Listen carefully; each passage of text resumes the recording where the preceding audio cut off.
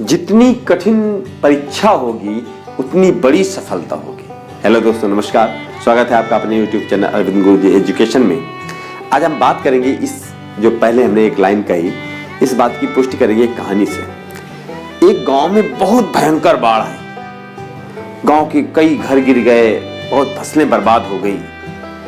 और जब बाढ़ खत्म हुई कई महीने बाद तो खूब भयंकर धूप हुई।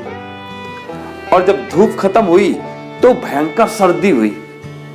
उसके बाद में एक महात्मा गांव में भिक्षा मांगने आ गए, क्योंकि महात्माओं का जीवन यापन ही ऐसे हुआ करता था।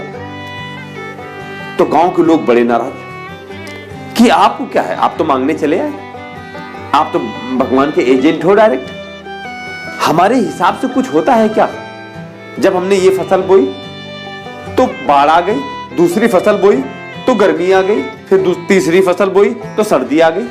अब इतनी ऊट पटांग तरह से सीजन चलेंगे, जब हमारे यहाँ पैदा नहीं होगा तो हम आपको देंगे कहां से? तो महात्मा जी ने कहा, अरे आप परेशान क्यों हो? वो ईश्वर जो कर रहा है वो सब अच्छे के लिए कर रहा है। उसने कहा, ऐसे कैसे ईश्वर कर रहा है? ईश्वर को खेत जोतना पड़ता है क्या? खेत तो हमें जोतना पड़ता है, फसल हमें उगानी पड़ती है, तब तो हम आपको भिक्षा देंगे।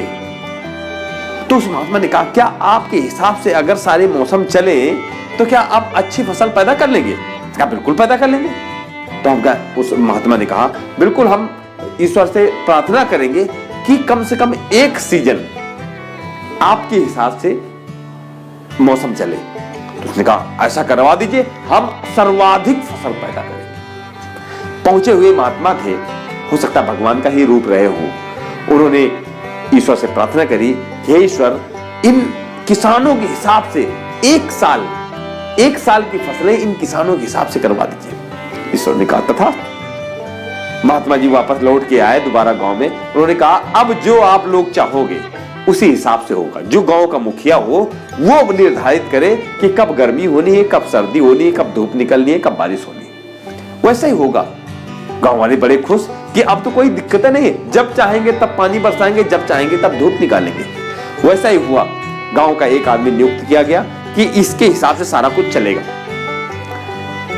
किसान ने जब उसको इच्छा हुई तब उसने पानी बरसाया, जब इच्छा हुई तब हवा चलाई, जब इच्छा हुई तब धूप निकाला। सारा कुछ किसान की इच्छा से चलता रहा एक साल तक। और किसान ने जो फसलें बोई तो कभी ज्यादा हवा नहीं चलने दिया फसल गिर न जाए, क्योंकि अक्सर ऐसा होता है कि पानी लगाओ और हवा चल जाए तो फसलें खराब हो जाती हैं। सब कुछ ऐसा किसान की इच्छा के हिसाब से चलता रहा। लेकिन जब फसल कटने को आई और काटी गई और तो उसमें दाना बिल्कुल खोखला। अब किसान परेशान, महात्मा जी को शिकायत की, ये सब क्या?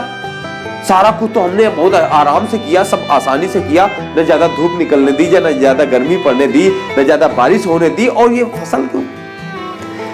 तब उस महात्मा ने कहा, जितनी कठिन परीक्षा होगी उतनी बड़ी सफलता होगी। ये यूं ही नहीं कहा गया है। आपकी फसल ने ना तो धूप खाई ना हवा के थपेड़े खाए तो पौधा मजबूत हुए नहीं। जब पौधा नहीं मजबूत होगा तो उसका बीज कैसे मजबूत होगा? यही हमारे आपके जीवन में भी चलता है। हम आप भी तो यही सोचते हैं, और सारी समस्याएं मेरे लिए ही है क्या?